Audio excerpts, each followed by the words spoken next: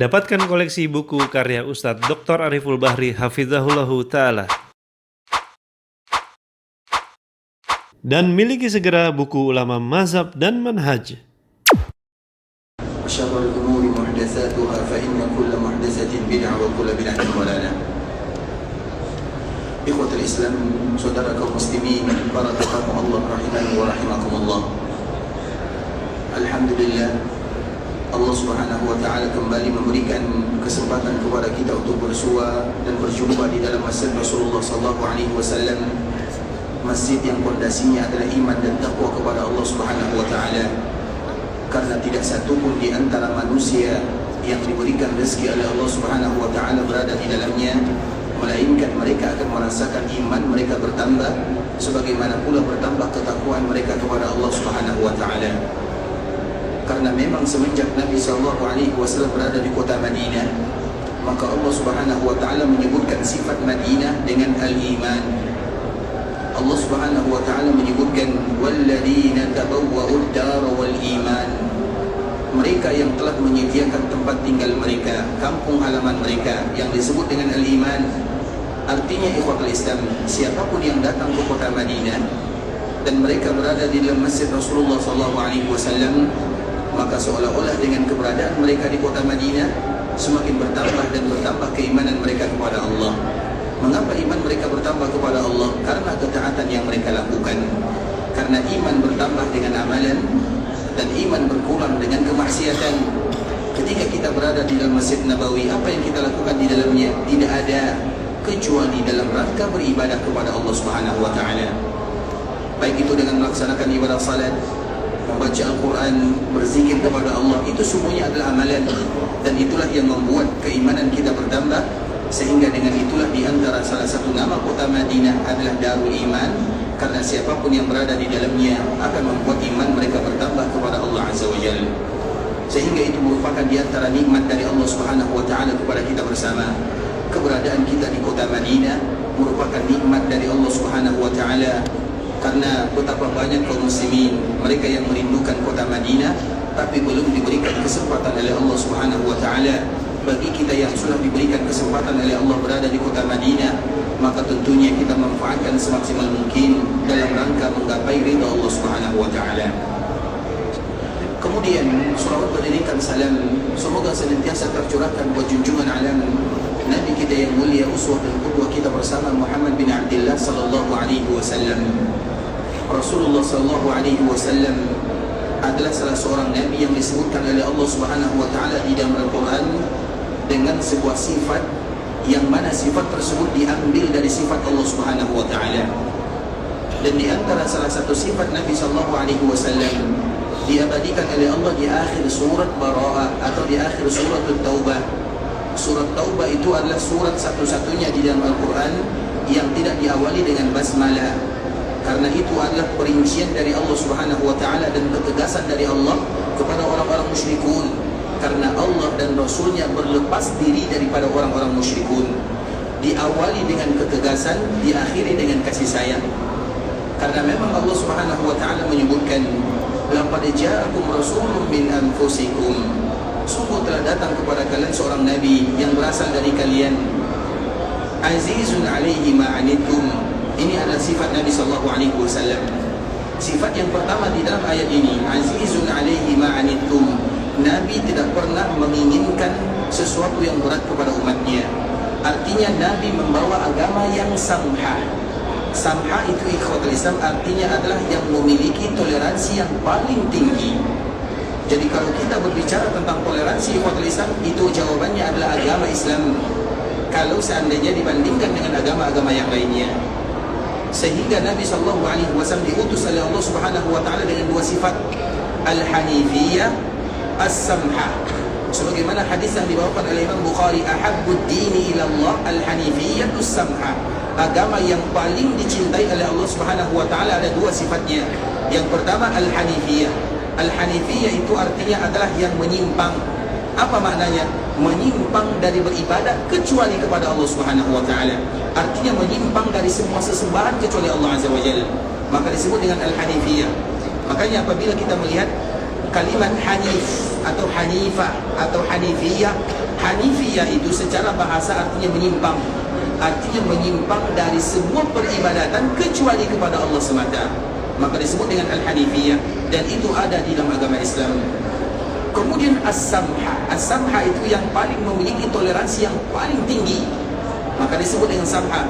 Dan kedua-duanya ada dalam agama Islam. Dan memang itu sifat Nabi SAW. Nabi SAW mengajarkan kepada umatnya sesuatu yang tidak akan pernah memberatkan mereka. Tidak ada yang berat dalam agama ikhwatul Islam, tidak ada yang berat. Dan Allah memang tidak ingin memberatkan hambanya. Kalau dibandingkan dengan umat-umat sebelumnya, maka jauh sekali. Dan itu merupakan di antara salah satu kecintaan Nabi kepada umatnya. Umat Nabi itu ikhwatul Islam, mereka yang beramalnya sedikit tapi pahalanya luar biasa, dilipat gandakan oleh Allah Subhanahu wa taala. Minimal kalau seandainya ada di antara mereka yang beramal satu amalan, minimal itu 10 kali lipat. Itu minimalnya. Maksimalnya berlipat-lipat. Tapi kalau ada di antara mereka yang melakukan dosa, tidak akan diberikan dosa oleh Allah sampai dia sudah melakukannya. Kalau orang terdahulu ikhwatul Islam baru saja berniat, itu sudah diberikan dosa oleh Allah Azza wa Jalla. Makanya kita lihat dalam surah Al-Baqarah, lillahi ma fis samawati wa ma fil ardh. Apa sambungannya? Wa in tubdu ma fi anfusikum aw tukhfuhu. Setelahnya yuhasibukum bihi. Ayat ini sebenarnya adalah ayat yang diturunkan oleh Allah atau ayat yang dibebankan oleh Allah kepada umat-umat sebelumnya. Apa maknanya? Lillahi ma fis samawati wa ma fil ardh. Kepunyaan Allah Subhanahu wa taala langit dan bumi. Wa in tubdu ma fi anfusikum. Kalau seandainya kalian melakukan sesuatu yang jelas, misalnya kita beribadah, jelas ibadahnya, salat jelas salatnya, kita berzikir jelas zikirnya, kita baca Quran jelas baca Qurannya, itu adalah amalan yang jelas. Nah, amalan yang jelas ini kalau diberikan pahala oleh Allah itu biasa. Kemudian sambungannya, wa in tubdu ma fi anfusikum aw tukhfu. Kalau seandainya kalian melakukan sesuatu yang masih tersimpan dalam hati, maka semuanya akan dihisab oleh Allah Subhanahu wa taala. Artinya amalan yang jelas kemudian dihisab oleh Allah itu perkara yang biasa. Tapi amalan hati, artinya amalan yang belum dilakukan, dan kita tahu hati kita itu lebih condong kepada kebaikan atau keburukan? Kebaikan atau keburukan? Innan nafsa la'ammaratun bisu. Makanya kita selalu berdoa kepada Allah, innal hamdalillah nahmaduhu wa nasta'inuhu wa nastaghfiruh wa na'udzu billahi min syururi anfusina. Dalam diri kita ini terlalu banyak kejahatannya. Makanya disebut dengan syurur. Syurur itu bukan satu jahat tapi banyak jahatnya. Karena jiwa kita itu lebih condong kepada keburukan. Nah, keburukan itu ikhwatul Islam, kalau seandainya masih terlintas di dalam hati, maka itu sudah diberikan dosa oleh Allah Subhanahu wa taala. Baru terlintas saja. Kemudian ketika ayat ini ikhwatul Islam turun, maka para sahabat mengadu kepada Nabi, ya Rasulullah, kami merasakan ada sesuatu yang sangat berat. Maka Nabi bertanya, apa itu yang berat? Maka mereka pun membacakan ayat ini. Ayat di mana kalau kita melakukan sesuatu yang jelas dihisab oleh Allah biasa, tapi sesuatu yang masih berada di dalam hati kalau dihisab itu berat, karena kalau dihisab maka semua kita akan masuk neraka Allah Subhanahu wa taala. Makanya ayat ini ayat yang sangat berat bagi sahabat Nabi. Kemudian apa kata Nabi sallallahu alaihi wasallam? Nabi sallallahu alaihi wasallam marah kepada sahabatnya. Apa kata Nabi? Jangan pernah kalian mengatakan sebagaimana yang dikatakan oleh umat-umat terdahulu. Apapun yang diperintahkan, apapun yang diturunkan oleh Allah, maka ucapkan sami'na wa ata'na. Maka para sahabat mengucapkan sami'na wa ata'na. Ketika mereka mengucapkan sami'na wa ata'na, maka baru turun ayat setelahnya, yaitu apa ayat selanjutnya? Amanar rasulu. Kemudian akhir ayatnya apa? Wa qalu sami'na wa ata'na. Ketika ayat ini turun, maka lillahi ma fis samawati wa ma fil ardh ini dihapus. Ayatnya masih ada di Al-Quran, tapi hukumnya dihapus. Apa maknanya? Allah tidak akan pernah memberikan beban kepada umat Nabi Muhammad selama itu masih berada di dalam hatinya, sampai mereka mengucapkannya dan sampai mereka melakukannya. Artinya kita ingin berniat jahat, apakah niat kita itu sudah diberikan dosa oleh Allah? Sudah atau belum? Umat terdahulu sudah, tapi umat Nabi Muhammad Allah tidak akan berikan kepada mereka dosa sampai mereka ucapkan dan sampai mereka lakukan. Makanya ayat lillahi ma fis samawati ini adalah ayat yang mansukh. Mansukh itu ayat yang dihapus karena ayat berikutnya. Karena kenapa demikian ikhwan lisan? Karena para sahabat dan kita kaum muslimin selalu mengucapkan wa qalu sami'na wa ata'na. Makanya Allah hapus ayat ini karena ayat ini ayat yang berat. Kalau seandainya ayat ini tidak dihapus, maka tidak akan ada di antara kita yang selamat dari dosa. Semua kita berdosa. Setiap detik kita akan berdosa. Karena hati kita ini lebih condong kepada dosa dan maksiat. Baru memikirkan dosa sudah dikasih dosa. Baru memikirkan dosa sudah dicatat oleh malaikat Allah Azza wa Jalla. Tapi itu tidak terjadi kepada umat Nabi Muhammad karena kasih sayang Allah Azza wa Jalla. Dan itulah makna firman Allah, azizun alaihi ma'anittum. Nabi tidak pernah menginginkan sesuatu yang berat bagi umatnya. Nah, ayat ini ayat yang diturunkan kepada umat-umat sebelumnya. Makanya umat sebelumnya itu ikhwatul Islam adalah umat yang berat sekali. Sedangkan kita sebagai umat Nabi terlalu banyak diberikan rekomendasi atau toleransi oleh Allah Subhanahu wa taala. Dan salah satu yang diberikan oleh Allah Subhanahu wa taala, umur mereka sedikit atau sedikit, kemudian amalan mereka juga sedikit, tapi pahala yang diberikan oleh Allah terlalu banyak bonusnya. Dan itulah makna daripada firman Allah, di antara sifat Nabi dan di antara tujuan Nabi datang diutus oleh Allah Azza wa Jalla untuk memberikan kemudahan kepada umatnya. Kemudian apalagi sifat Nabi sallallahu alaihi wasallam, harisun alaikum. Nabi sallallahu alaihi wasallam itu sangat antusias dalam berdakwah. Artinya Nabi SAW betul-betul termotivasi berdakwah. Tujuannya agar kaum muslimin atau agar umatnya mereka betul-betul menerima dakwah Nabi SAW. Kemudian apalagi sifat Nabi, bil mu'minina raufur rahim. Di antara salah satu sifat Rasulullah SAW, Nabi itu adalah orang yang paling sayang kepada umatnya. Dan kesayangan atau kasih sayang Nabi tersebut dibuktikan pada kalimat-kalimat sebelumnya. Bagaimana Nabi berdakwah siang dan malam, bagaimana Nabi berdoa kepada Allah diberikan yang terbaik kepada umat Nabi. Semua yang dilakukan oleh Nabi adalah bentuk kasih sayang Nabi. Dan di antara salah satu kasih sayang Nabi kepada umatnya, Nabi tidak pernah meninggalkan berdoa kepada Allah. Dan di antara salah satu doa Nabi kepada Allah, ya Allah ampunkan dosa umat-umatku. Itulah selalu doa Rasulullah SAW. Dan itu merupakan di antara bentuk kasih sayang Rasulullah kepada umatnya. Maka tentunya kita kepada Rasulullah SAW harus menunaikan hak dan kewajiban. Di antara salah satu kewajiban kita kepada Rasulullah SAW atau hak Nabi yang wajib kita tunaikan adalah memperbanyak mengucapkan salam dan salawat kepada Rasul kita yang mulia Muhammad bin Abdullah SAW. Allahumma salli ala Muhammad wa ala ahli baitihi wa ala azwajihi wa dhurriyyatihi kama sallaita ala Ibrahim wa ala ali Ibrahim innaka Hamidum Majid. Allahumma barik ala Muhammad wa ala ahli baitihi wa ala azwajihi wa dhurriyyatihi kama barakta ala Ibrahim wa ala ali Ibrahim innaka Hamidum Majid. Ikhwatul Islam, saudara kaum muslimin, para tetamu Allah rahimani wa rahimakumullah. Pada pembahasan kali ini kita akan kembali melanjutkan pembahasan kita yang sebelumnya. Namun sebelum kita melanjutkan cerita yang sebelumnya telah kita jelaskan, kita ingin kembali mengulang hadis Nabi SAW, yaitu hadis yang sangat indah, sebuah hadiah dari Allah Subhanahu wa taala kepada kita yang berada di kota Madinah, atau yang disebut dengan Raudhah min Riyadhil Jannah. Raudhah atau taman di antara taman-taman surga, itu adalah hadiah dari Allah Subhanahu wa taala kepada siapapun yang datang ke kota Madinah. Sehingga ikhwatul Islam, di Madinah secara khusus atau secara umum, dan di dalam Masjid Nabawi secara khusus, maka di dalamnya terdapat dua raudhah. Yang pertama ikhwatul Islam adalah raudhah yang disebutkan oleh Nabi SAW, ma baina baiti wa mimbari. Di antara mimbarku dan rumahku adalah taman di antara taman-taman surga. Itu raudhah yang pertama. Kemudian raudhah yang kedua adalah Masjid Nabawi itu sendiri. Karena semenjak keberadaan Masjid Nabawi ketika dibangun oleh Nabi SAW sampai zaman sekarang, Masjid Nabawi itu adalah sumber di mana ayat-ayat Allah selalu dibacakan, hadis-hadis Nabi selalu diajarkan. Dan di tempat manapun, di dalam rumah Allah, di dalam masjid, dimanapun, apabila dibacakan ayat-ayat Allah dan diajarkan hadis-hadis Rasulullah SAW, maka itu disebut dengan raudhah. Maka raudhah itu ada dua. Yang pertama raudhah yang ada di dalam Masjid Nabawi.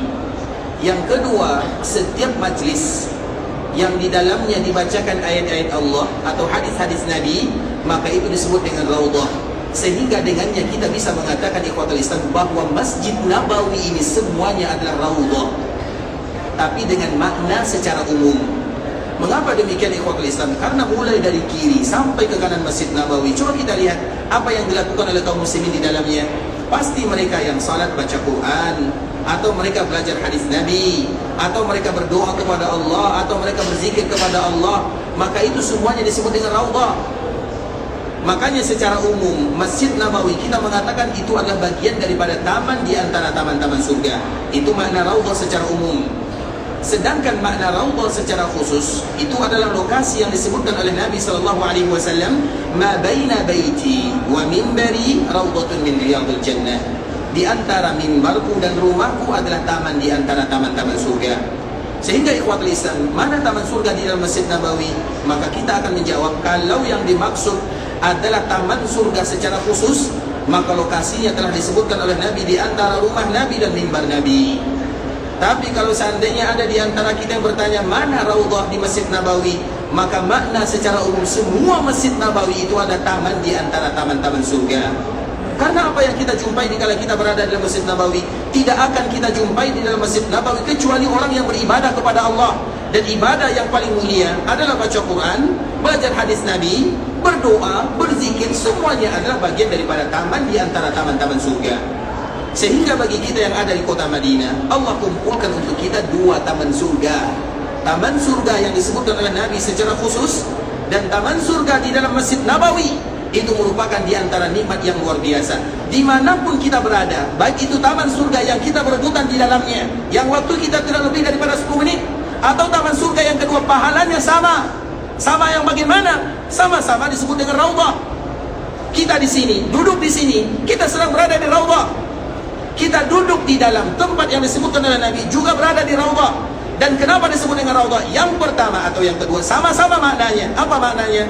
Ibadah yang kita lakukan di dalamnya seolah-olah mengantarkan kita ke dalam surga. Baik itu di raudhah yang pertama atau raudhah yang kedua. Karena raudhah yang kedua ini banyak dilalaikan oleh kaum muslimin. Mereka beranggapan raudhah itu hanya satu. Raudhah itu ada dua.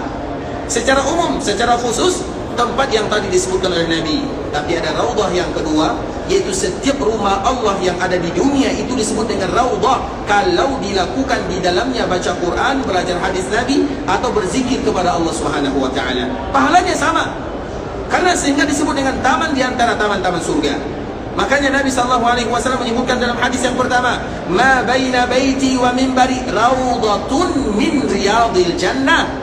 Raudhatun min riyadil jannah. Itu hadis yang pertama, bahasanya raudhatun min riyadil jannah. Bahasa yang kedua, idza marartum bi raudhatin min riyadil jannah. Bahasanya sama, artinya maknanya juga sama. Makanya raudhah yang pertama, raudhah yang kedua memiliki makna yang sama. Apa maknanya? Sama-sama bisa mengantarkan kita ke dalam taman surga yang sesungguhnya. Kemudian yang kedua, ikhwatul Islam, dan itu merupakan nikmat yang luar biasa dari Allah Subhanahu wa taala. Karena kenapa kita berbicara tentang raudhah? Imam Ahmad rahimahullah menyebutkan, baik itu raudhah yang pertama atau raudhah yang kedua, siapapun, sehingga nanti kalau kita berada di dalam raudhah yang pertama atau raudhah yang kedua, di antara salah satu permintaan kita kepada Allah untuk membuat kita tenang berada di dalamnya, dan kita bisa menikmati ibadah yang kita lakukan selama kita berada di dalamnya, baik itu raudhah yang pertama atau raudhah yang kedua. Makanya sebelum kita masuk raudhah ikhwatul Islam, di antara salah satu yang kita minta kepada Allah, ya Allah jadikan aku menikmati ibadah yang aku lakukan di dalamnya. Mengapa demikian? Karena Imam Ahmad rahimahullahu ta'ala menyebutkan, siapapun yang tidak merasakan kenikmatan dikala mereka berada di raudhah, baik itu raudhah yang pertama atau raudhah yang kedua, maka nanti mereka juga tidak akan merasakan kenikmatan di taman surga yang sesungguhnya. Kalau kita tidak merasakan kenikmatan di raudhah, di mana lagi kita akan merasakan kenikmatan? Artinya merasakan kenikmatan itu ada ketika kita beribadah kepada Allah. Makanya para ulama menyebutkan kenapa disebut dengan raudhah. Raudhah itu artinya apapun ibadah yang kita lakukan di dalamnya, maka seolah-olah bisa mengantarkan kita ke taman surga yang sesungguhnya.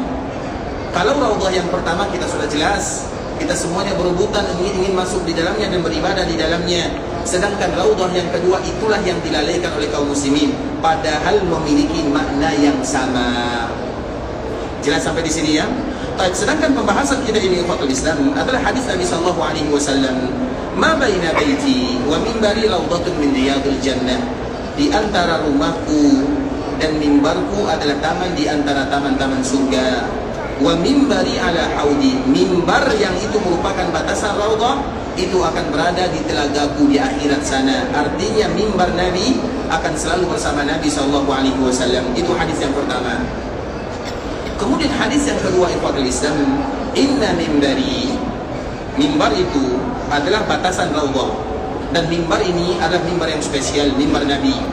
Inna mimbari ala tur'atin min tur'il jannah, wa ma baina mimbari wa hujrati raudhatun min riyadil jannah. Sesungguhnya mimbarku terdapat di pintu di antara pintu-pintu surga.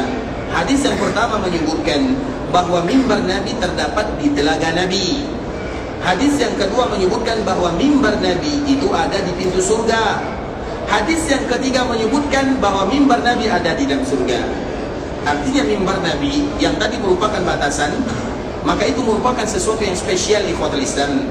Sehingga Nabi SAW menyebutkan di antara rumahku dan mimbarku. Mimbar ini bukan mimbar sembarangan, itu bukan batasan sembarangan.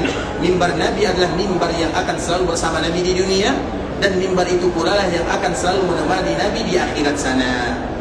Yang pertama, dia akan berada di telaga Nabi, kemudian dia akan berada di surga atau di depan pintu surga. Itu hadis yang kedua. Kemudian hadis yang ketiga, mimbari ala tur'atin min tura'il jannah, mimbarku terdapat di antara pintu-pintu surga. Wa ma bainal mimbar wa baina baiti Aisyah raudhatun min riyadil jannah. Di antara mimbar dan rumah Aisyah adalah taman di antara taman-taman surga. Jadi kalau kita perhatikan hadis ini ikhwatul Islam, kalau kita bandingkan, kalau mimbar tidak akan pernah dengan bahasa yang lain. Bahasanya satu, mimbar, mimbar, mimbar kata Nabi. Sedangkan batasan yang kedua, Nabi menyebutkan yang pertama rumahku. Hadis yang kedua menyebutkan kamarku. Hadis yang ketiga menyebutkan rumah Aisyah. Itu adalah batasan taman di antara taman-taman surga. Karena Masjid Nabawi ini ikhwatul Islam, kita sekedar mengulang saja ya. Masjid Nabawi pertama kali dibangun oleh Nabi SAW, itu panjangnya 35 kali 30. Kemudian ketika terjadi perang Khaybar pada tahun ke-7 Hijriah, maka diperluas lagi, dan yang pertama kali memperluas Masjid Nabawi adalah Nabi. Yang pertama kali melakukan perluasan untuk Masjid Nabawi adalah Nabi. Yang tadi 35 kali 30 sekarang berubah di zaman Nabi 50 kali 50. Itu adalah perluasan pertama kali yang terjadi di zaman Nabi SAW. Yang berubah itu hanya luasnya, sedangkan komponennya, isi dalamnya sama. Atapnya tetap pelepah daun kurma, tiangnya tetap pohon kurma, di bawahnya tetap pasir dan tanah sama. Makanya memperluas Masjid Nabawi itu tidak terlalu sulit di zaman Nabi SAW. Bahkan pembangunan masjid itu ikhwatul Islam, makanya kita lihat ketika Nabi sampai ke kota Madinah, yang pertama kali dibangun oleh Nabi bukan rumahnya, tapi masjidnya. Makanya dari sini sebagian para ulama mengatakan ikhwatul Islam, apa hukumnya kita membangun rumah? Apa hukumnya kita membangun rumah? Sunat atau mubah? Atau wajib atau rukun? Apakah ada di antara kita yang pernah mengatakan membangun rumah itu hukumnya wajib? Kalau kita tidak ada rumah, kontrak, bisa jadi tidak menjadi masalah. Kita menjadi kontraktor selama-lamanya, tidak menjadi masalah. Karena membangun rumah itu hukumnya tidak wajib. Tapi apa hukumnya membangun masjid? Mana yang lebih didahulukan, membangun masjid atau membangun rumah? Membangun masjid atau membangun rumah? Tapi faktanya kita, mana yang kita dahulukan, membangun rumah atau masjid? Makanya kita lihat di kota Islam, Nabi selama berada di kota Madinah, Nabi kontrak kalau bahasa kitanya. Artinya Nabi numpang. Nabi SAW sesampainya di kota Madinah, Nabi tidak pernah memikirkan rumahnya. Bukan berarti Nabi tidak punya keluarga, Nabi punya keluarga. Ketika Nabi sampai ke kota Madinah, berapa orang istri Nabi? Ketika Nabi pertama kali sampai ke kota Madinah, berapa orang istri Nabi? 2. Yang pertama, siapa istri Nabi yang kedua? Siapa istri Nabi yang kedua? Aisyah bukan istri Nabi yang kedua. Siapa yang bisa jawab betul? Siapa yang bisa jawab, angkat tangan? Siapa istri Nabi yang kedua? Saudah. Saudah. Ini istri Nabi yang terlupakan. Siapa namanya? Saudah. Baik, Masya Allah, sehat al-mahir, Insya Allah, barakallah. Baik. Istri Nabi yang kedua ikhwatul Islam adalah Saudah. Tapi dia lebih tua dari Nabi SAW. Artinya Nabi menikah dengan Khadijah, Khadijah juga lebih tua dari Nabi. Kemudian Nabi menikah dengan Saudah, Saudah juga lebih tua dari Nabi. Agar kita tahu ikhwatul Islam, pernikahan Nabi itu bukan karena semata-mata nafsu Nabi SAW. Kalau seandainya itu keinginan Nabi, maka Nabi akan mencari yang bukan dan janda, yang lebih tua. Dicari oleh Nabi yang perawan, yang muda. Kalau seandainya itu keinginan Nabi SAW, agar kita tahu pernikahan Nabi itu betul-betul wahyu dari Allah Subhanahu Wa Taala. Kenapa harus Nabi mencari? Yang pertama, juga sudah pernah menikah.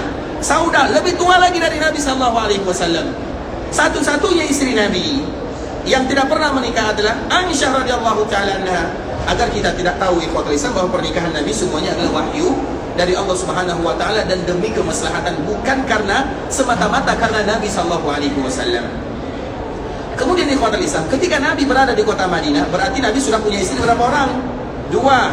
Yang pertama Saudah, dan yang kedua baru Aisyah.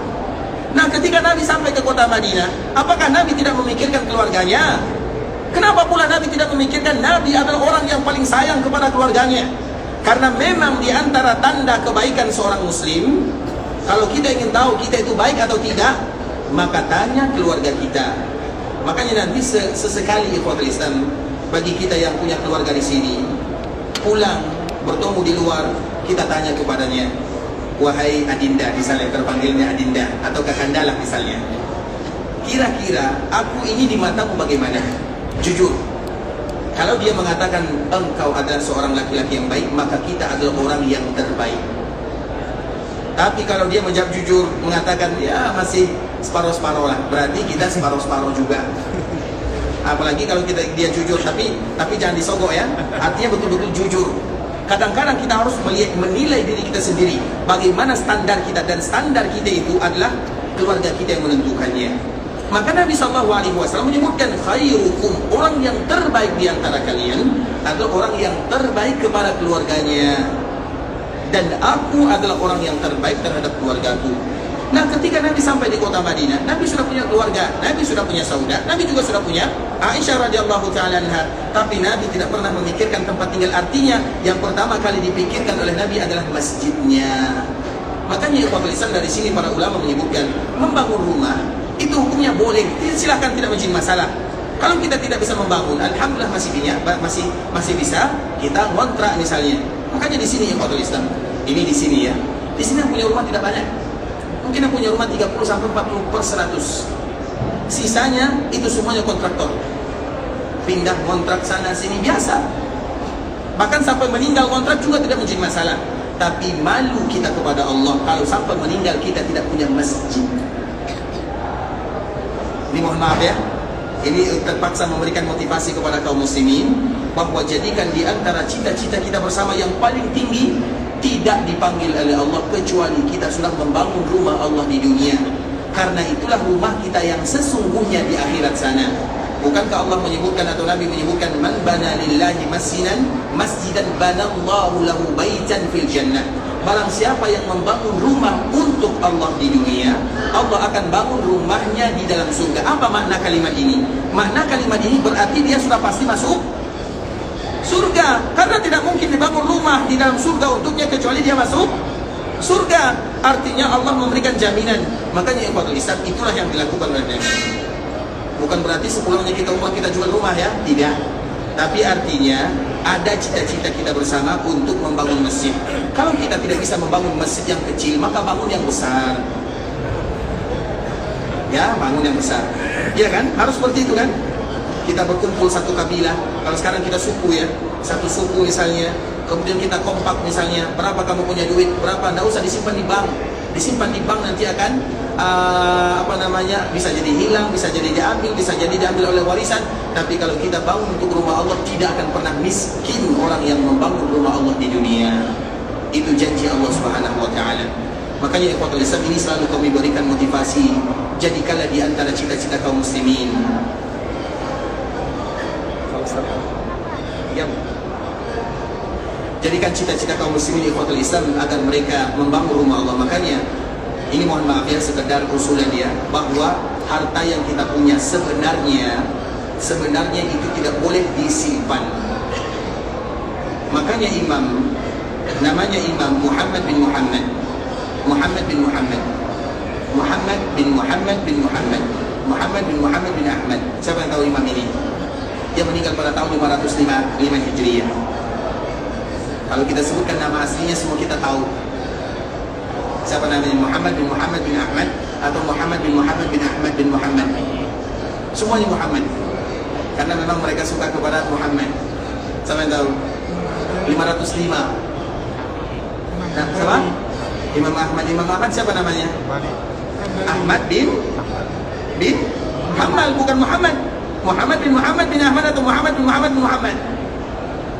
Imam Syafi'i siapa namanya? Muhammad bin Idris. Meninggal pada tahun 204. Ada yang berani betul? Kalau kita sebutkan semua kita tahu, semua tidak ada kaum muslimin yang tidak tahu. Dialah yang dikenal dengan Imam Al-Ghazali. Tahu kan? Namanya Muhammad bin Ahmad. Baik. Dia mengatakan ikhwatul Islam, ini motivasi.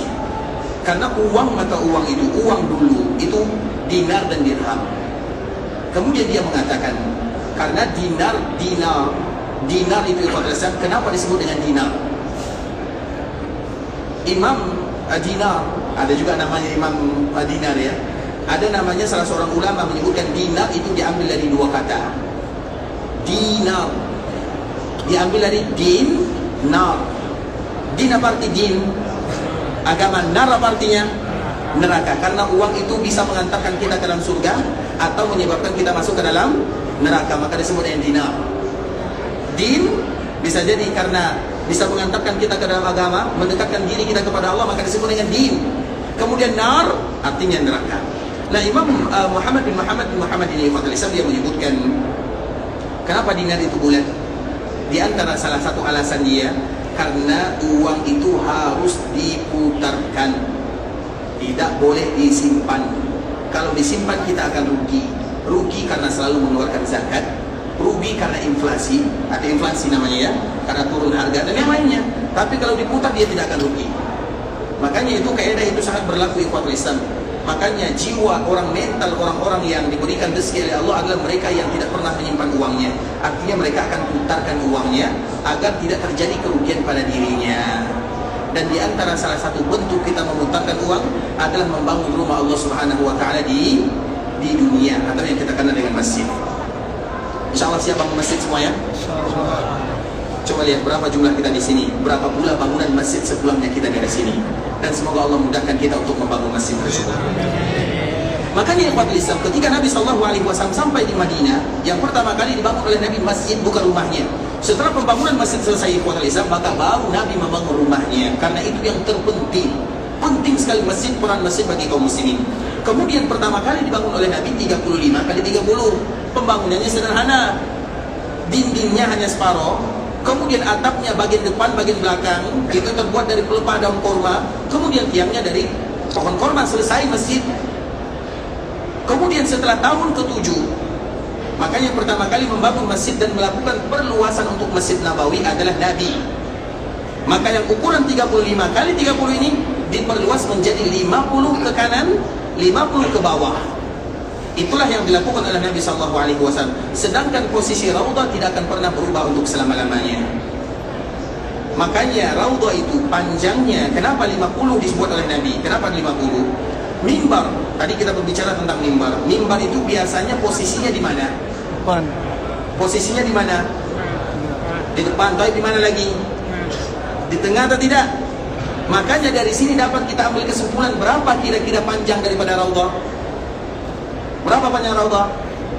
25. 25 bagi 2, 50 tadi dibangun oleh Nabi. Kemudian bagi 2, berapa? 25, karena mimbar Nabi berada di tengahnya. Bisa dipahami? Itulah panjang Raudhah. Makanya itulah lokasi mimbar. Mimbar Nabi itu sangat penting untuk kita ketahui. Karena mimbar itu penentu di mana raudhah yang sesungguhnya atau raudhah yang pertama.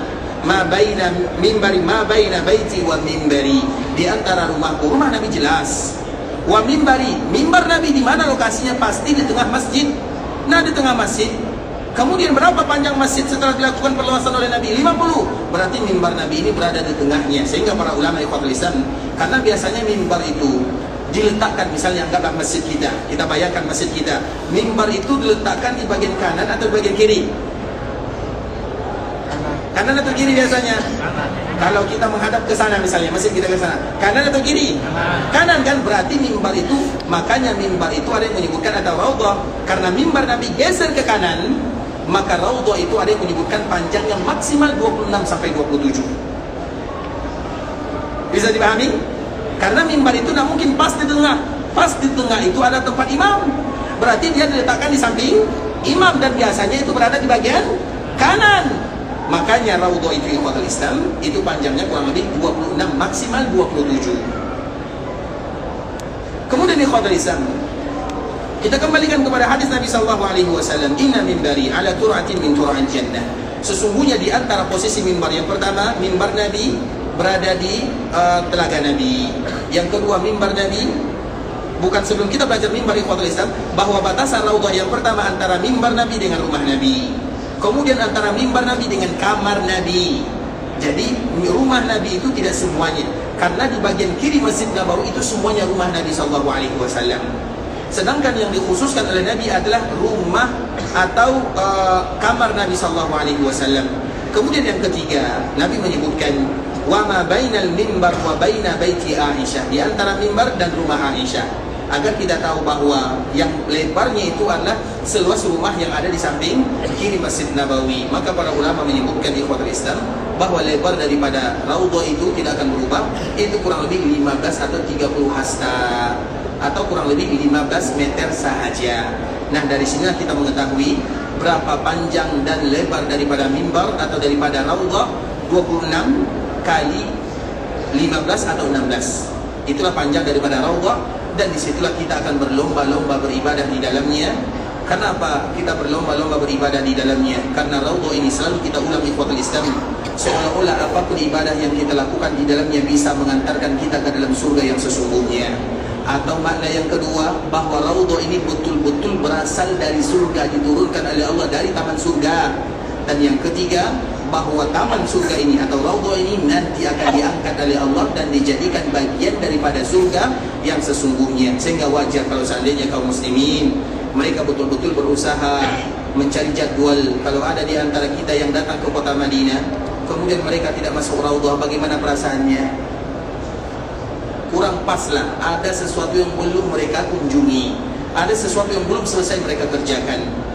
Padahal raudhah itu, hukum berziarah ke raudhah itu wajib atau rukun? Rukun atau wajib? Berziarah ke raudhah rukun atau wajib? Sunnah. Berziarah ke raudhah itu hukumnya sunnah. Sunnah ya nak ya? Masya Allah, ini hadiahnya nak. Masya Allah, sehat selalu ya. Masya Allah, barakallahu fiik. Berziarah ke raudhah itu ikhwatul Islam tidak diwajibkan, juga tidak menjadi bagian daripada rukun, tapi itu dianjurkan atau sunnah. Tapi walaupun hukumnya sunnah, kalau kita datang ke kota Madinah, kita tidak beribadah di raudhah, apa yang terjadi? Paling tidak ganti travel. Ya kan? Tadi kota Islam kita lanjutkan. Kemudian hadis Nabi sallallahu alaihi wasallam yang berikutnya, mimbari ala tur'atin min tur'il jannah. Sesungguhnya mimbarku ada di antara pintu-pintu surga. Makanya berbicara tentang mimbar ini ikhwatul Islam adalah berbicara tentang dunia dan akhirat. Dan kemarin kita telah menyebutkan karena Nabi sallallahu alaihi wasallam di akhirat tidak terlepas daripada 3 tempat. Di mana Nabi di akhirat? Yang pertama, Nabi akan berada di telaganya. Kemudian di mana lagi Nabi di akhirat? Nabi akan berada di mizan, timbangan. Kemudian di mana lagi Nabi di akhirat? Nabi akan berada di sirat. Di 3 lokasi inilah posisi Nabi sallallahu alaihi wasallam. Makanya kalau kita ini dibocorkan oleh Anas bin Malik radhiyallahu taala anhu. Anas bin Malik ini adalah pembantu Nabi, sehingga banyak rahasia Nabi sallallahu alaihi wasallam tentunya demi kemaslahatan kita bersama. Apa gunanya Nabi SAW menyebutkan kalimat ini? Kecuali karena ingin agar umatnya nanti kalau ingin mencari Nabi, di mana kita mencari Nabi? Di akhirat kita tidak tahu di mana kita cari Nabi, maka mencari Nabi yang pertama di telaga. Kalau tidak ditemukan maka Nabi berada di mizan. Kalau tidak ditemukan maka Nabi berada di sirat. Masalahnya sirat di mana? Mizan di mana? Telaga juga di mana? Kita tidak tahu. Tapi nanti kalau kita sudah berada di akhirat, kita akan tahu. Kemudian kita ingin mencari Nabi, maka carilah Nabi di 3 lokasi ini. Artinya Nabi memberikan rahasia kepada kita bersama untuk mudah bertemu dengan Nabi SAW. Artinya di 3 lokasi ini. Dan di antara salah satu yang bisa memudahkan kita bertemu dengan Nabi adalah memperbanyak salam dan salawat kepada Nabi SAW. Sehingga Nabi SAW menyebutkan, Inna awlan nasi bi yawmal qiyamah. Orang yang paling pantas terhadap diriku di hari kiamat. Paling pantas itu apa maknanya? Paling mudah menemukan Nabi, paling dekat dengan Nabi, paling pantas mendapatkan syafaat dari Nabi, paling pantas mendapatkan kemudahan dari Allah Subhanahu wa taala. Kita tidak tahu. Yang penting orang yang paling pantas terhadap Nabi di akhirat adalah aktsaruhum alayya, orang yang paling banyak mengucapkan selawat kepadaku. Dan selawat itu ikhwatul Islam paling mudah, maka belajarlah kita mengucapkan selawat sendiri-sendiri. Dan itu adalah bukti kita cinta kepada Nabi SAW. Karena biasanya ibadah berombongan, ibadah berjamaah dengan ibadah sendiri, mana yang lebih khusyuk kita melakukannya, atau yang lebih mudah bagi kita ikhlas kepada Allah Subhanahu wa taala? Yang sendiri atau yang ramai-ramai? Tergantung. Kalau soal jamaah, tak mungkin kita sendiri. Iya atau tidak? Artinya tergantung ibadahnya. Tak mungkin kita jawab sendiri, tidak mungkin kita jawab ramai-ramai. Tapi ibadah solawat kepada Nabi ikhwatul Islam, disitulah ujiannya. Kalau kita misalnya diingatkan bersolawat kepada Nabi, kemudian kita bersolawat kepada Nabi, itu biasa. Tapi siapa di antara kita yang tidak diingatkan bersolawat kepada Nabi, tapi dia selalu bersolawat kepada Nabi?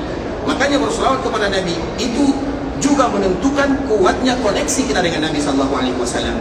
Semakin kita terkoneksi dengan Nabi, semakin kita akan selalu mengucapkan solawat kepada Nabi.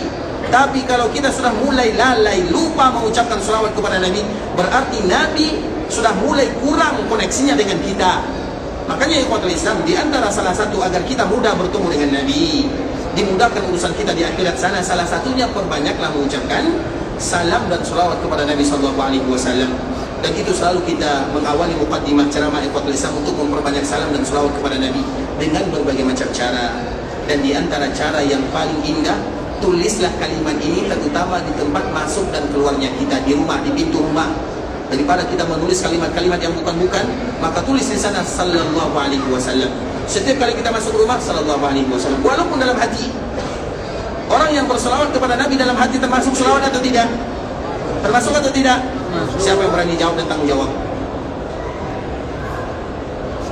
Termasuk atau tidak? Apa alasannya? Karena itu ibadah hati. Iya, apa alasannya? Kenapa itu bagian daripada salawat? Orang salawat itu sallallahu alaihi wasallam baru disebut dengan salawat. Tapi kalau dalam hati disebut salawat atau tidak? Iya, apa alasannya? Silakan, yang jawab iya silakan, yang jawab tidak juga tidak menjadi masalah. Yang penting apa alasannya? Tergantung niatnya. Tergantung kepada niat. Mana tahu kita orang berniat atau tidak? Ya kan, ya? Kita nggak tahu kan? Dan siapa yang bisa jawab? Amal ibadah. Karena Amal ibadah. sebentar yang belakang sebentar Pak ya. Baik, silakan. Karena sebagai umatnya Rasulullah SAW. Pertanyaannya, berselawat dengan menggunakan hati termasuk bagian selawat atau tidak? Jelas pertanyaannya? Berselawat kepada Nabi dengan menggunakan hati, bukan dengan lisan, termasuk mengucapkan selawat atau tidak? Termasuk, baik, tidak menjadi masalah. Tapi apa alasannya? Tahu kan pertanyaannya kan? Paham pertanyaannya? Baik, kita dahulukan yang depan ya, baik. Hah? Termasuk atau tidak? Termasuk apa alasannya? Amalan hati. Apa alasan amalan hati itu termasuk? Termasuk dalam zikir. Salawat itu kan bagian daripada zikir, iya atau tidak? Apa alasannya itu termasuk bagian daripada salawat? Karena amalan hati, semua orang tahu itu amalan hati. Makanya pertanyaannya, kenapa disebut dengan amalan hati? Bisa? Sebentar ya. Amalan hati termasuk amalan, betul. Siapa yang kita tidak memungkiri, tapi apa alasannya? Tahu apa alasannya? Kalau bahasa kerennya, apa dalilnya? bagian dari keimanan. Apa? Keimanan. Betul, bagian daripada keimanan. Masya Allah. Sehat selalu Pak ya? Masya Allah. Barakallahu fiik. Allah barak. Masya Allah. Barakallahu fiik. Sehat selalu Pak ya? Masya Allah. Tapi masih salah jawabannya Pak ya? Salah ya. Barakallahu fiik. Allah Subhanahu wa taala menyebutkan alladzina yadhkuruna Allah qiyaman wa qu'udan wa ala junubihim. Kemudian apa sambungannya? Wa yatafakkarun. Wa yatafakkarun itu apa artinya? Berfikir kita di mana? Di sini atau di sini? Hati. Pertanyaannya, kita berfikir di sini menggunakan ini atau menggunakan ini? Dua-duanya. Susah jawabannya kan? Iya kan? Wa yatafakkaruna fi khalqis samawati wal ardi rabbana ma khalaqta hadza batila. Wa yatafakkarun, mereka yang berfikir. Berfikir itu di mana? Kita berfikir di sini atau berfikir di sini? Dua-duanya.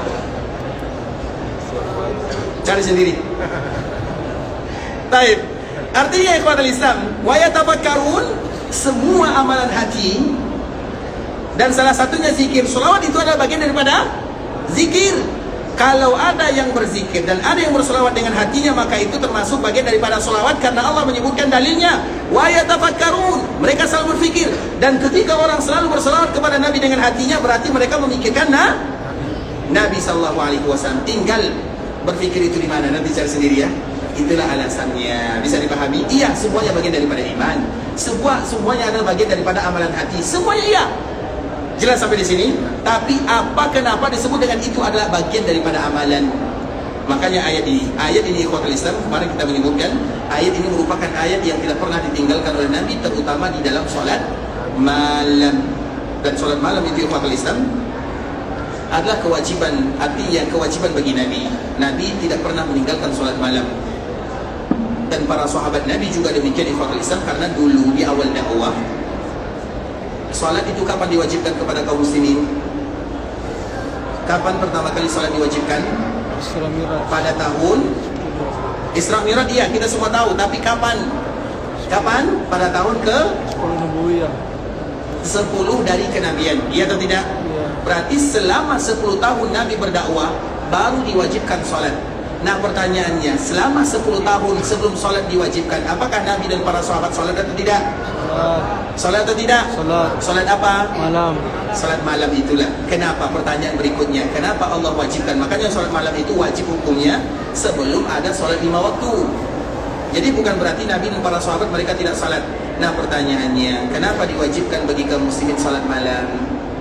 Karena salat malam itu ikhwatul Islam, ini para ulama menyebutkan salat malam itu adalah di antara salah satu yang membuat kita akan kuat secara jasmani dan rohani.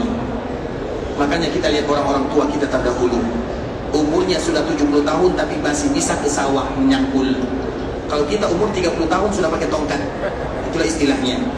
Terlalu lemah tulang kita ini. Kenapa? Karena biasanya orang tua kita terdahulu, kami tidak tahu ya, tapi biasanya orang tua kita terdahulu itu jam 3, jam 4 mereka jam 3 mereka sudah mandi, kadang jam 2 sudah mandi. Kemudian jam 3 mereka sholat tahajud, kemudian mereka sholat, kemudian langsung mereka bekerja. Makanya orang tua kita terdahulu itu sehat-sehat. Karena memang di antara salah satu yang membuat kita sehat itu ikhwatul Islam adalah sholat malam. Artinya kalau kita ingin sehat fisik, rohani dan jasmani, maka rutinkan sholat malam. Bukan berarti yang sakit tidak sholat malam ya, tapi artinya ini di antara salah satu solusi untuk mendapatkan kesehatan adalah sholat malam. Dan itulah alasannya kenapa Allah wajibkan sholat malam kepada Nabi dan kaum muslimin di awal dakwah, karena mereka diuji secara fisik dan diuji secara mental. Fisik mereka diuji, diazab, dianiaya. Coba lihat Bilal itu ikhwatul Islam, dibaringkan di atas pasir, berbaring di atas pasir di musim panas. Allahu Akbar. Kaki kita saja, telapak kaki, kalau kita keluar Masjid Nabawi setelah sholat zuhur, hilang sendal kita. Coba bagaimana kita pulang? Panas atau tidak? Merana. Itu telapak kaki kita yang tebal, kulitnya tebal. Bagaimana dengan punggung? Coba bayangkan. Kita bayangkan di kuartal Islam, kenapa Bilal bisa bertahan? Coba bayangkan. Bilal bisa bertahan dikala dia dibaringkan punggungnya di atas pasir, berbaring di atas pasir itu ikhwan Islam. Allahu Akbar, panasnya luar biasa. Tapi dia bisa bertahan. Tidak ada kalimat yang keluar darinya kecuali ahadun ahad. Coba kita lihat Yasir, dibunuh, dicekik sampai mati. tapi dia tidak pernah keluar dari kalimat la ilaha illallah. Apalagi Sumayyah, dimasukkan pelepah korma di kemaluannya, dikeluarkan di mulutnya, tapi dia tidak pernah meninggalkan agama. Belum lagi sahabat-sahabat yang lainnya, semua para sahabat, mereka melakukan perjuangan yang berat, tapi kenapa mereka bisa bertahan? Karena Allah wajibkan kepada mereka solat malam. Solat malam itu memberikan kekuatan fisik dan mentalnya. Sehingga Abu Sufyan dikala ditanya oleh Heraklius, dan itu merupakan di antara pertanyaan yang dibawakan oleh Imam Bukhari dan di dalam Sahih Bukhari, umat Muhammad itu semakin berkurang atau semakin bertambah? Apa jawaban Abu Sufyan yang pada waktu itu dia belum masuk Islam? Dia jujur, dia mengatakan umatnya semakin bertambah. Karena begitulah iman, kata Heraklius, apabila masuk dia tidak akan keluar. Kalau mereka betul-betul jujur kepada Allah Subhanahu wa taala. Dan salah satu yang membuat para sahabat Nabi dan para sahabat itu kuat, karena mereka diwajibkan oleh Allah salat malam. Makanya ikhwatul Islam kita yang tentunya semua kita mendapatkan masalah di dalam kehidupan. Kita solusinya jangan kemana-mana. Solusinya adalah di sepertiga malam terakhir, itulah solusinya. Agar Allah memberikan kekuatan secara fisik dan kekuatan secara hati, nurani, mental kita. Karena dikala kita mendapatkan musibah itu ikhwatul Islam, semua manusia akan merasakan down, merasa lemah, ajaz, lemah fisiknya, lemah hatinya. Kalau sudah lemah, maka masuk syaitan di dalamnya. Kalau sudah masuk syaitan di dalamnya, habis semuanya. Ya Allah, kenapa engkau menguji diriku? Aku tidak kuat. Ya Allah, kenapa aku yang diuji? Apa dosaku? Kalimat-kalimat ini adalah kalimat yang akan membuat Allah murka kepadanya. Bagaimana solusinya? Dengan sebagaimana yang tadi telah diajukan. Makanya Nabi SAW ikhwatul Islam diwajibkan baginya solat malam sampai Nabi wafat. Nabi tidak pernah meninggalkan solat malam kecuali dalam keadaan-keadaan tertentu. Kalau Nabi meninggalkan solat malam karena ada alasan, maka Nabi menggantinya di siang hari. Kalau Nabi meninggalkan solat malam, Nabi akan menggantinya di siang hari. Tapi berbeza, ada dua perbezaannya. Yang pertama, kalau solat malam itu ada kunutnya, kunut atau doa kunut. Kalau diganti di siang hari tentu tidak ada kunutnya, karena kunut itu di malam hari. Kemudian di ikhwatul Islam, kalau diganti solat malam itu witir, apa bahasa kita witir? Ganjil atau genap? 1, 3 atau apa namanya? Ganjil atau witir? Genap, ganjil ya. Kalau malam itu ganjil, kalau siang itu genap. Misalnya biasa, kita terbiasa sholat malam 3 rakaat. Tidak usah banyak-banyak, tapi rutin 3 rakaat. Tiba-tiba kita ada alasan safar, sakit, ataupun alasannya, kemudian dimudahkan bagi kita mengganti di siang hari, maka 3 ini menjadi 4 rakaat. Begitulah Nabi SAW menjaga sholatnya agar diberikan kekuatan oleh Allah Subhanahu wa taala. Tapi ikhwatul Islam, begitulah ketika mimbar Nabi SAW, kita kembalikan kepada mimbar Nabi SAW. Kita lihat bagaimana sayangnya kepada umatnya. Kemarin kita telah menceritakan bahwa Nabi SAW memberikan pertolongan kepada umatnya betul-betul luar biasa. Dan salah satunya Nabi meminta kepada Allah, ya Allah, siapapun di antara umatku yang mengucapkan kalimat la ilaha illallah, keluarkan mereka dari api neraka. Dan kalimat la ilaha illallah ikhwatul Islam, kemarin kita telah menjelaskan secara singkat, kalimat ini tidak akan bermanfaat kepada kita kecuali kalau kita telah melewati rukun dan syaratnya. Maka wajib bagi kaum muslimin mengetahui apa syarat la ilaha illallah dan apa rukunnya, agar kalimat ini memberikan manfaat. Karena siapapun yang mengucapkan kalimat la ilaha illallah pasti masuk surga atau tidak? Pasti masuk surga atau tidak? Belum. Kemarin kita contohkan Abdullah bin Ubay bin Salul dan orang-orang munafik yang lainnya. Mereka selalu mengucapkan la ilaha illallah, tapi mereka berada di mana? Mereka berada di mana? Mereka berada di api neraka. Orang-orang yang tidak beriman, ada tidak mereka yang mengucapkan kalimat la ilaha illallah? Ada atau tidak? Di kampung kita ikhwatul Islam biasanya kita kan berdagang. Biasanya berdagang itu kadang-kadang kita bermuamalah dengan yang bukan muslim. Pasti yang bukan muslim ini karena terbiasa dengan kita, pasti setiap bertemu apa yang mereka ucapkan? Assalamualaikum. Iya atau tidak? Kalau mereka bersin pasti mengucapkan alhamdulillah. Iya atau tidak? Kalau mereka terkejut mereka mengucapkan la ilaha illallah. Iya atau tidak? Tapi bermanfaat tidak kalimat ini bagi mereka? Paham pertanyaannya? Terutama bagi para pedagang atau bagi kita yang punya tetangga, keluarga yang bukan muslim. Biasanya mereka selalu mengucapkan kalimat ini ikhwatul Islam, karena dulu orang muslim itu, makanya orang muslim itu ikhwatul Islam, kalimat-kalimat kaum muslimin itu adalah kalimat yang dicintai oleh semua dunia, walaupun mereka bukan muslim. Dan itu merupakan di antara tanda bagaimana Allah memberikan kekuatan kepada kaum muslimin. Dan ini bukan momennya kita menceritakan ikhwatul Islam. Artinya banyak di antara mereka yang bukan muslim, tapi mereka selalu mengucapkan kalimat la ilaha illallah. Bermanfaat atau tidak? Tidak bermanfaat sampai mereka melewati syarat dan rukunnya. Rukun telah kita jelaskan kemarin. Apa rukunnya? Apa rukunnya kemarin? Rukun la ilaha illallah. Menetapkan. An-nafyu wal isbat. Kita nafikan semua sesembahan. Tidak ada yang berhak disembah di dunia kecuali Allah. Maka disebut dengan nafi, isbat. Baik, syarat ikhwatul Islam. Siapa yang bisa mengulang syaratnya? 7. Syarat la ilaha illallah, angkat tangan. Siapa yang paling tua? Silakan. Atau yang paling kecil sajalah. Siapa yang paling kecil? Yang belakang kayaknya. Baik, silakan. Siapa yang bisa mengulang kalimat la ilaha? Tadi ada anak kita, silakan. Ikhlas, jujur, cinta, taat, patuh,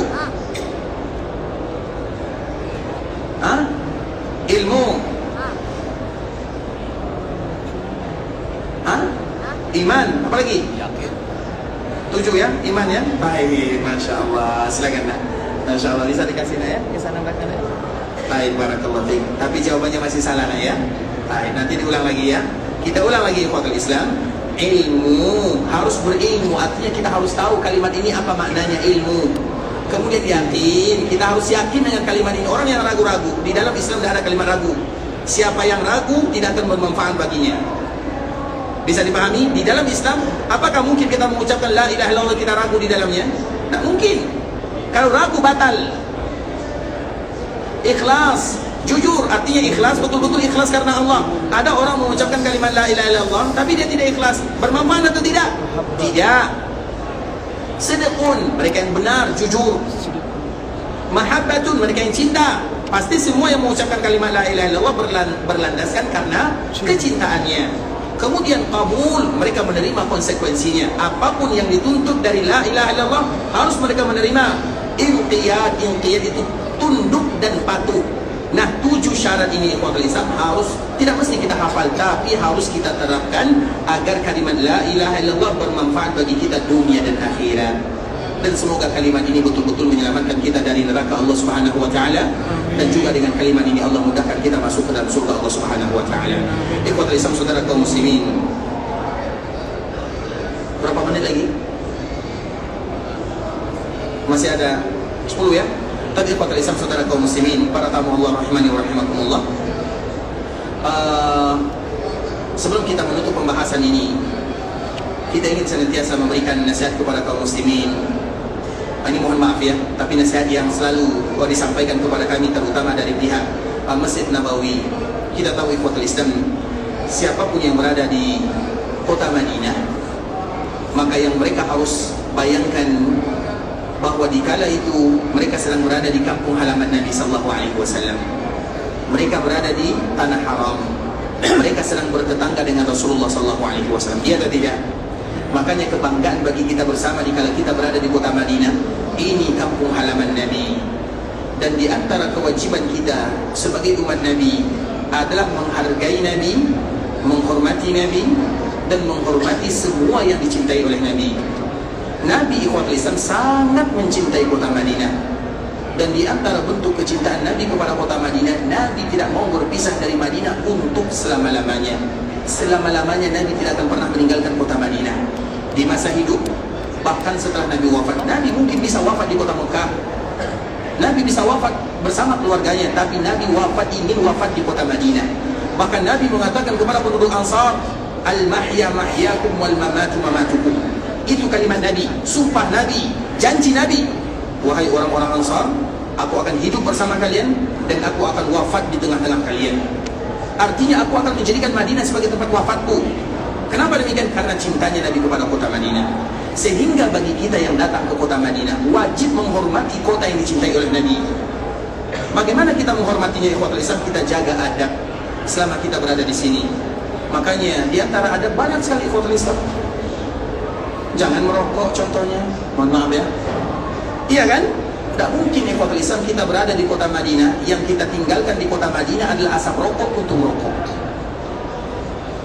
Mohon maaf ya kalau bahasanya kasar, tapi agar kita tahu kita sedang berada di kampung halaman Nabi SAW.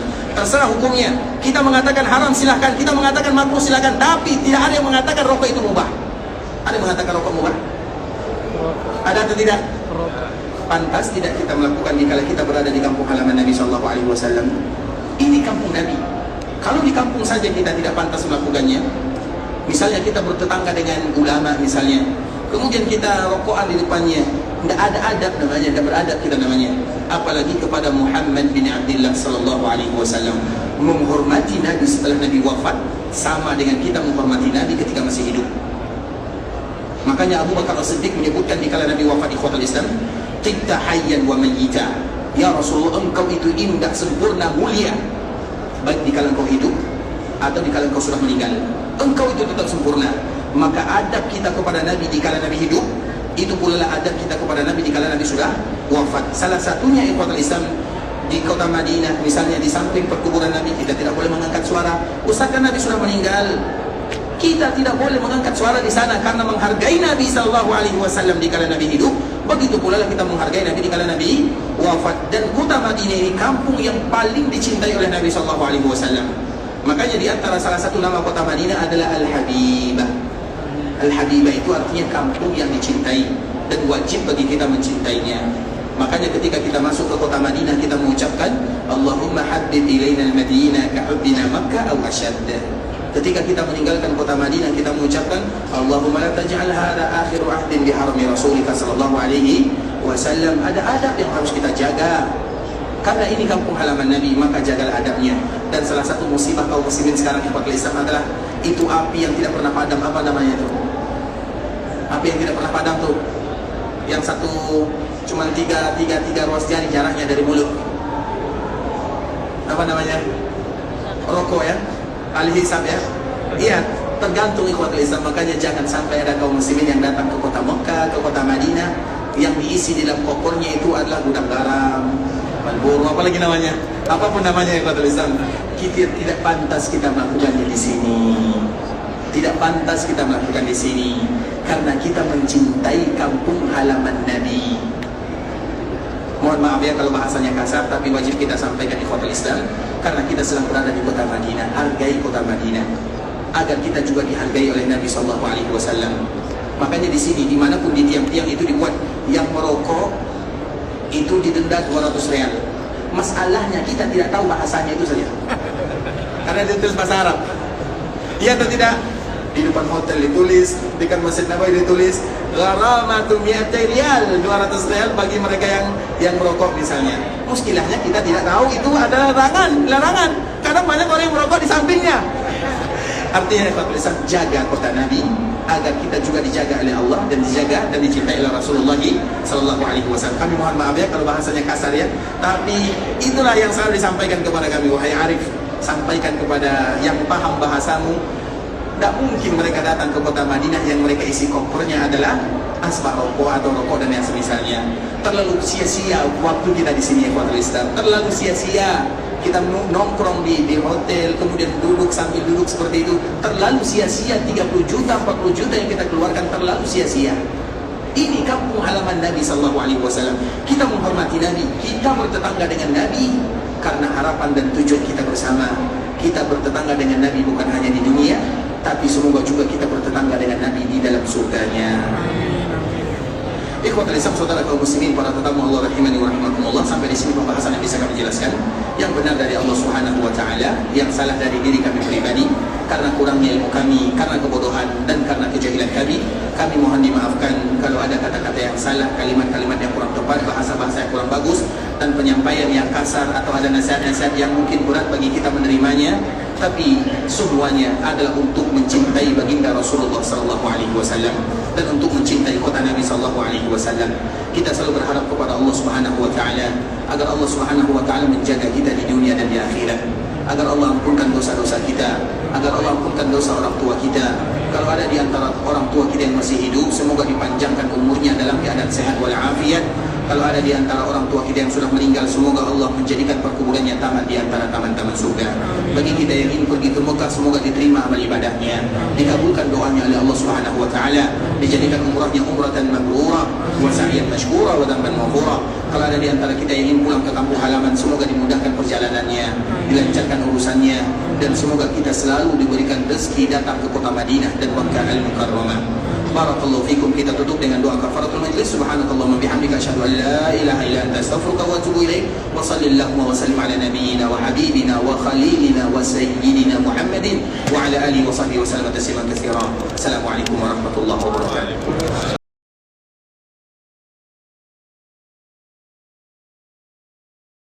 يا عبادي الذين أسرفوا على